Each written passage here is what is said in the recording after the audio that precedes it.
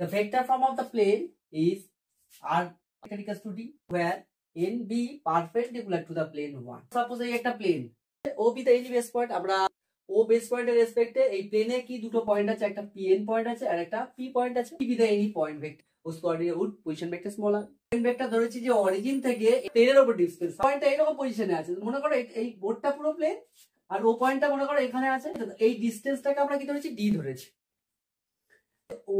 ওএনটা যদি D distance হয়, along the vector যদি এন হয়, এটা কি আছে দাও, মনে করো এইটুকু ডিসটেন্স আমার ডি আর এই অ্যালং দ্য ভেক্টর হচ্ছে এন, তাহলে আমি ওএন ভেক্টরটাকে লিখতে পারবো D into the scalar into vector. Parallel dot product use করি না, NP dot ON is equals to 0। NP টা কি করে বের করব, আর ভেক্টর পি ভেক্টরের position vector P R vector R minus এটা হচ্ছে এন ভেক্টর, এটা পেয়ে গেলাম। আর ওএন ভেক্টর মানে এন ডি ভেক্টর, প্রোডাক্ট করে কি পাবো, এইটা।